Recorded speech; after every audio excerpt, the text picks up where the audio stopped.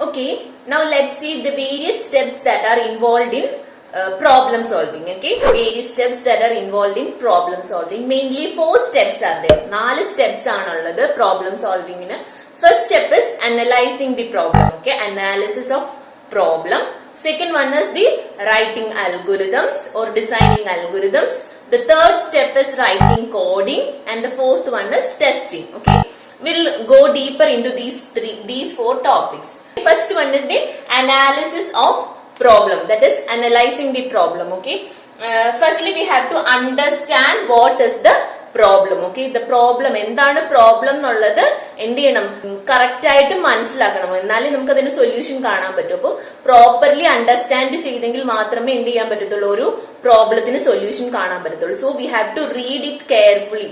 Problem statement 2 or 3 times read ചെയ്തിട്ട് അത് carefully understand ചെയ്തതിനു ശേഷം മാത്രമായിരിക്കണം നമ്മൾ next സ്റ്റെപ്പിലോട്ട് പോകേണ്ടത്. So analyzing, okay, properly understanding is one of the important characteristics, okay, doing programs. Okay, so we have to understand the problem carefully. Then we have to list out the principal components. Okay, what are the principal components? എന്തൊക്കെയാണ് ആ പ്രോഗ്രാമിനകത്ത് essential ആയിട്ട് വേണ്ടുന്ന components എന്നുള്ളതിനെ കുറിച്ച് correct ആയിട്ടും detail ആയിട്ടുള്ള knowledge യൂസറിന് ഉണ്ടായിരിക്കണം.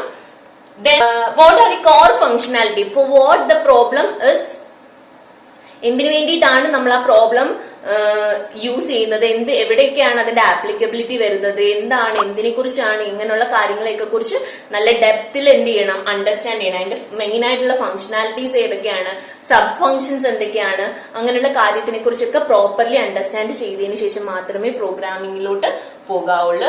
അതുപോലെ തന്നെ നമ്മൾ ഒരു പ്രോബ്ലത്തിനെ കുറിച്ച് ഡീറ്റെയിൽ ആയിട്ട് അണ്ടർസ്റ്റാൻഡ് ചെയ്ത് കഴിയുമ്പോൾ തന്നെ നമുക്ക് അതിനകത്ത് ഡെഫിനറ്റ് ആയിട്ട് ഒരു ഇൻപുട്ട് ഉണ്ടാവും എന്നുള്ളതിന്, എന്താണ് ഇൻപുട്ട് എന്നുള്ളതിനെ കുറിച്ച് അറിയാൻ പറ്റും.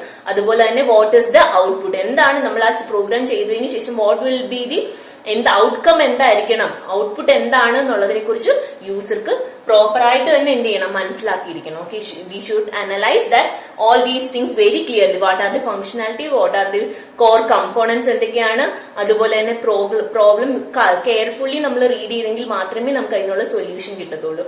Okay, there may be some hidden intermeanings in that question, so we have to read it twice or thrice, okay, so that we could able to understood it very clearly. Okay, appo next is the algorithm, designing of algorithm. Okay, second point is the designing of algorithm. After analysis നമ്മൾ ആ പ്രോബ്ലത്തിനെ കുറിച്ച് more and more understand ചെയ്ത് കഴിഞ്ഞതിന് ശേഷം മാത്രമേ we have to start writing algorithms. Okay, അതിനുശേഷം മാത്രമേ നമ്മൾ algorithm എന്ന് പറയുന്ന പോർഷനിലോട്ട് പോവുള്ളൂ. ഓക്കെ, പ്രോബ്ലം പ്രോപ്പർ ആയിട്ട് അണ്ടർസ്റ്റാൻഡ് ചെയ്തെങ്കിൽ മാത്രമേ നമുക്ക് അതിന് പ്രോപ്പർ ആയിട്ടുള്ള ഒരു സൊല്യൂഷൻ ഫൈൻഡ് ഔട്ട് ചെയ്യാൻ പറ്റത്തുള്ളൂ.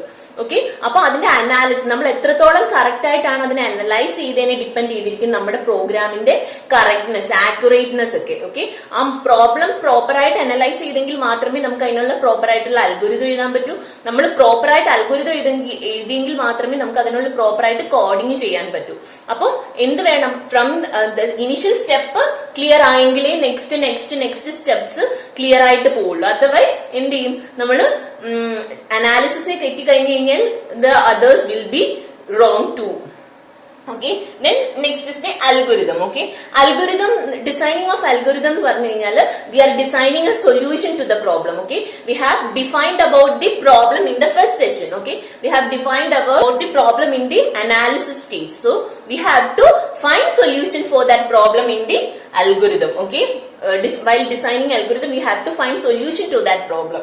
So it is a algorithm can be defined as a set of steps. Okay, it can be defined as a set of steps that are used for solving a problem. Okay, they are the step of instructions. Okay, set of steps or instructions given for understanding about the problem. Okay, for solving the problem. Okay, generally algorithm is written in human readable form. Okay, human readable language. Okay, so if the ഏതെങ്കിലും ഒരു യൂസറിന് even though he is not knowing about the programming languages, ഈ algorithm കണ്ടു കഴിഞ്ഞാൽ he can understood what is the program for. Okay, എന്തിനാണ് ആ programme എന്നുള്ളതിനെ കുറിച്ച് detailed ആയിട്ട് നമുക്ക് എന്ത് ചെയ്യാൻ പറ്റും, ഈ അൽഗോരിതം നോക്കിയാൽ തന്നെ ക്ലിയർ ആവും. ഓക്കെ, ഇൻ ഫ്യൂച്ചറിൽ ഓൾസോ എന്ത് ചെയ്യാം, if somebody comes and reads about look for this program, if he check the algorithm, he can connect it with the program and knows എന്താണ് ഈ പ്രോഗ്രാം ഉദ്ദേശിക്കുന്നത്, what is it for എന്നുള്ളത് എന്താ properly മനസ്സിലാക്കാൻ പറ്റും. Okay, so നമ്മൾ algorithm ചെയ്യുമ്പോൾ there should be a solution plan. Okay, we should have a plan. Solution plan should be there. നമ്മൾ ബിഗിനിങ്ങിൽ ആദ്യം ഒരു solution, okay, will find A solution, will filter it again and produce A new solution.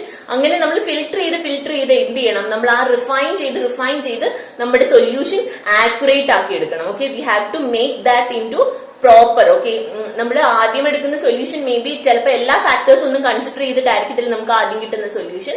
Complex problem ഒക്കെ ആകുമ്പോൾ നമ്മൾ ആ അൽഗോരിതത്തിനെ filter ചെയ്ത് more and more accurate ആക്കി ഇട്ടാണ് എന്ത് ചെയ്യേണ്ടത്, ഫൈനൽ അൽഗോരിതം ആക്കി എടുക്കേണ്ടത്.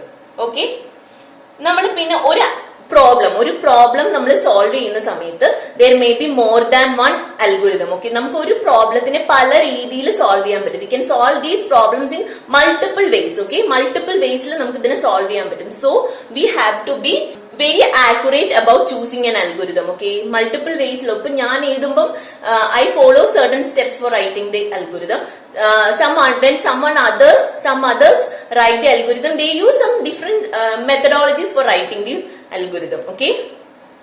Okay, after analyzing the problem and after writing or designing of algorithm, the next step is the coding. Okay, coding is writing the program. Okay, coding is writing of program in a high level language. Okay, in a programming language. Okay, so നമ്മൾ algorithm എന്ന് പറയുന്നത് നമ്മുടെ English ലാംഗ്വേജിൽ നമ്മൾ എഴുതിയ പ്രോഗ്രാമിനെ കുറിച്ചുള്ള പ്രോബ്ലത്തിന്റെ സൊല്യൂഷൻ ആണ്. Okay, and we have to convert or we have to translate this into algorithm into a programming language. Okay, program ആയിട്ട് നമ്മൾ എന്ത് ചെയ്യണം, ഇതിനെ കൺവേർട്ട് ചെയ്യണം. നമ്മൾ പൈത്തൺ ആണ് യൂസ് ചെയ്യുന്നത് നമ്മുടെ പ്രോഗ്രാമിംഗ് ലാംഗ്വേജ് ആയിട്ട്. അപ്പൊ നമ്മൾ എഴുതിയ അൽഗോരിതം, ഇംഗ്ലീഷ് ലാംഗ്വേജിൽ എഴുതിയ algorithm we have to convert it into a programming language. So we have to know a programming language for coding. Okay, നമുക്ക് കോഡിംഗ് ചെയ്യണമെന്നുണ്ടെങ്കിൽ we should know a language. Okay, നമുക്കൊരു language അറിയാമെങ്കിൽ മാത്രമേ we can program. Okay, then we have to, while coding, okay, നമ്മൾ കോഡിംഗ് ചെയ്യുന്ന സമയത്ത് we have to record all the details about the പ്രോഗ്രാമിനെ കുറിച്ചുള്ള എല്ലാ ഡീറ്റെയിൽസും നമ്മൾ അതിനകത്ത് യൂസ് ചെയ്യുന്ന വേരിയബിൾസ്, നമ്മൾ യൂസ് ചെയ്യുന്ന ലോജിക്, നമ്മൾ ഓരോന്നിനെ കുറിച്ചും ഓരോ ഫംഗ്ഷൻസ് എന്തിനാണ്, നമ്മൾ ഓരോന്നിനെ കുറിച്ച് എന്ത് ചെയ്യണം, ഡീറ്റെയിൽഡ് ആയിട്ട് വി ഹാവ് ടു റെക്കോർഡ്. നമ്മൾ അതിനെ കുറിച്ചുള്ള ഡോക്യുമെന്റേഷൻ റിപ്പോർട്ട് കറക്റ്റ് ആയിട്ട് തന്നെ എഴുതിയിരിക്കണം. ഓക്കെ, അതുപോലെ തന്നെ സൊല്യൂഷൻ ഡോക്യുമെന്റ് ദാറ്റ് ഇസ് നമ്മൾ ഒരു പ്രോബ്ലം സോൾവ് ചെയ്യാൻ വേണ്ടിയിട്ട് there may be multiple ways. Okay, നമുക്ക് ഒരു പ്രോബ്ലം സോൾവ് ചെയ്യാൻ മൾട്ടിപ്പിൾ വേസ് ഉണ്ടായിരിക്കും. പക്ഷേ what method we have chosed, okay, നമ്മൾ ചൂസ് ചെയ്ത മെത്തേഡ് ഏതാണ്, ആ പ്രോബ്ലത്തിനെ സോൾവ് ചെയ്യാൻ വേണ്ടിയിട്ട് what method we have chosen, അതിനെക്കുറിച്ച് ഇൻ ഡെപ്തിൽ അതിന്റെ ലോജിക് എന്താണെന്നുള്ളതിനെ കുറിച്ച് ഡീറ്റെയിൽ ആയിട്ട് നമ്മൾ ഡോക്യുമെന്റ് ചെയ്ത് വെക്കണം. ഓക്കെ, മെയിൻലി നമ്മൾ ഇങ്ങനെ ഒരു ഡോക്യുമെന്റേഷൻ ചെയ്യുന്നത് എന്തിനാന്ന് വെച്ച് കഴിഞ്ഞാല് നമുക്ക് ഫ്യൂച്ചറിൽ എന്ത് ചെയ്യാം, ഈ ഒരു റെഫറൻസ് ഇതെടുക്കാൻ പറ്റും. ഇതേ കൂട്ട് സിമിലർ ആയിട്ടുള്ള പ്രോബ്ലംസ് വരുന്ന സമയത്ത് എന്ത് ചെയ്യാൻ പറ്റും, നമുക്ക് ഇതൊരു റെഫറൻസ് ആയിട്ട് എടുക്കാൻ പറ്റും. ഓക്കെ, ഇതൊരു റെഫറൻസ് ആയിട്ട് എടുക്കണം എന്നുണ്ടെങ്കിൽ എന്താണ്, ഇത് എന്താണെന്നുള്ളത് നമുക്ക് മനസ്സിലായിരിക്കണം. ഓക്കെ, ഫ്യൂച്ചറിൽ നമ്മൾ കുറെ വർഷങ്ങൾക്ക് ശേഷം എടുത്ത് നോക്കുമ്പോൾ ഈ പ്രോഗ്രാം എന്താണെന്നുള്ള ഒരു ഡൗട്ട് ഉണ്ടാവരുത്. Okay, we have to know about it clearly. So we have to document. നമ്മുടെ അൽഗോരിതത്തിൽ നമ്മൾ ഇംഗ്ലീഷിൽ എഴുതുന്ന കൂട്ട് തന്നെ എന്ത് ചെയ്യണം, പ്രോപ്പർലി പ്രോഗ്രാമിനകത്ത് ഓരോ സ്റ്റെപ്സും എന്തിനാണെന്നുള്ളതിനെ കുറിച്ച് ഡീറ്റെയിൽഡ് ആയിട്ട് എഴുതണം. നമ്മൾ അതിന് കമന്റ്സ് എന്ന് പറയും, കമന്റ്സ്. ഓക്കെ, കമന്റ്സ് ആയിട്ട് കൊടുക്കാറുണ്ട്. ഓക്കെ, ഓരോ സ്റ്റേറ്റ്മെന്റ്സും for what it is used for, എന്തിനു വേണ്ടിയിട്ടാണ് നമ്മൾ അങ്ങനെ ഒരു സ്റ്റേറ്റ്മെന്റ് പ്രോഗ്രാമിൽ കൊടുത്തെന്നുള്ളത് ഡിസ്ക്രൈബ് ചെയ്യാൻ വേണ്ടിയിട്ടാണ് നമ്മൾ കമന്റ്സ് കൊടുക്കുന്നത്. So we have to add comments to the programs. അതുപോലെ തന്നെ നമ്മൾ ടോട്ടലായിട്ട് നമ്മുടെ പ്രോഗ്രാമിന്റെ സൊല്യൂഷൻ എന്താ, സൊല്യൂഷനെ കുറിച്ച് ഒരു ഡീറ്റെയിൽ, നമ്മൾ എന്ത് ലോജിക് യൂസ് ചെയ്തിട്ടാണ് ആ പ്രോബ്ലം സോൾവ് ചെയ്തത് എന്നതിനെ കുറിച്ച് എന്ത് ചെയ്യണം, നമുക്ക് ഡീറ്റെയിൽഡ് ആയിട്ടുള്ള ഒരു ഡിസ്ക്രിപ്ഷൻ, ഒരു ഡോക്യുമെന്റേഷൻ ഉണ്ടായിരിക്കണം.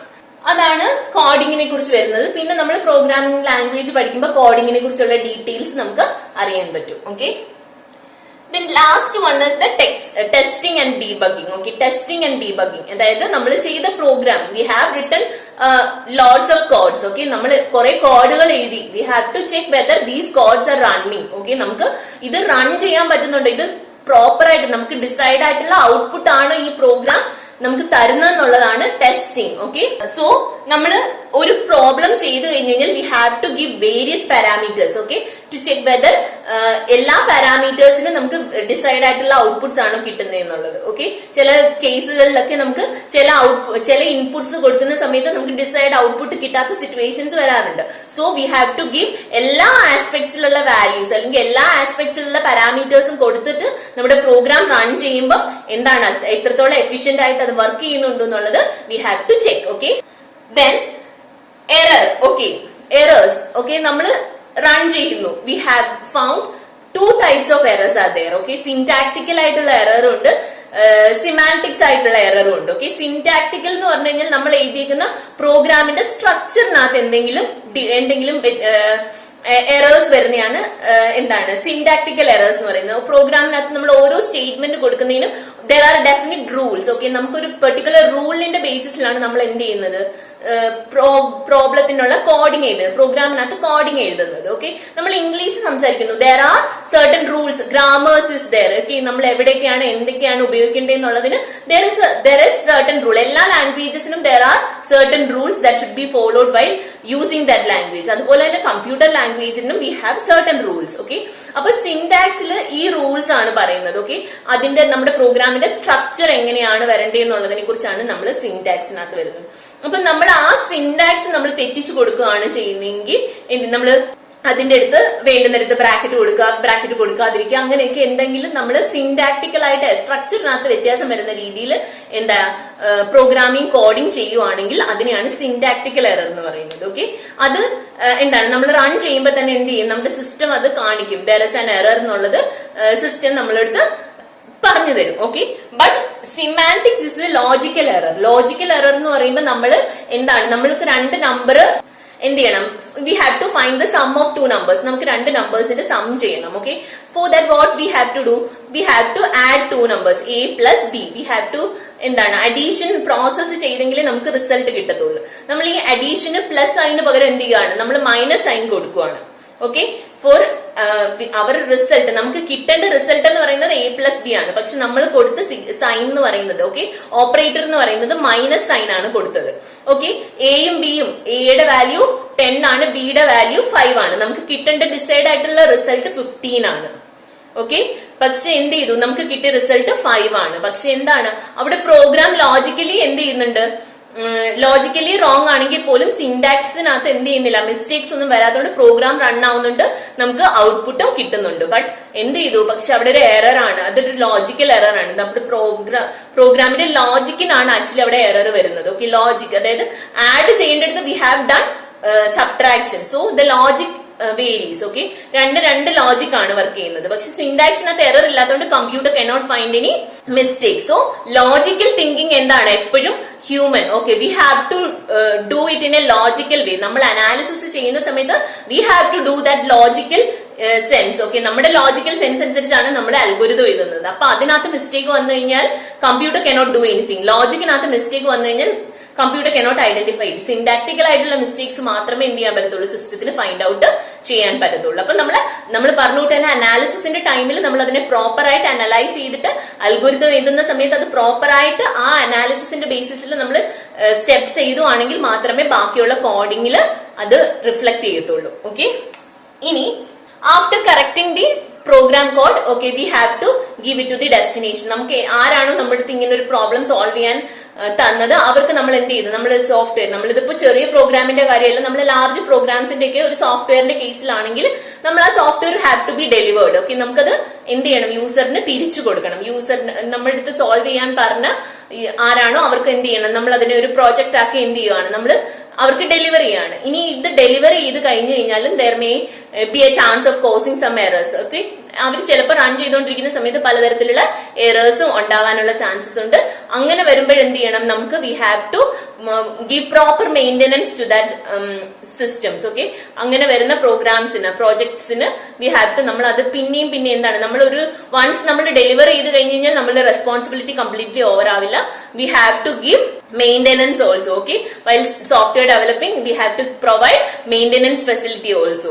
Okay, that's all about the different steps for problem solving. Okay, now we'll move on to the depth of algorithm. അൽഗുരുതത്തിന്റെ മോർ ഡീപ്പർ സൈഡ്സ് എങ്ങനെയാണ് അൽഗുരുതം എഴുതുന്നതെന്നുള്ളതിനെ കുറിച്ചൊക്കെ നമുക്ക് മോർ ഡീപ്പർ ആയിട്ട് സ്റ്റഡി ചെയ്യാം.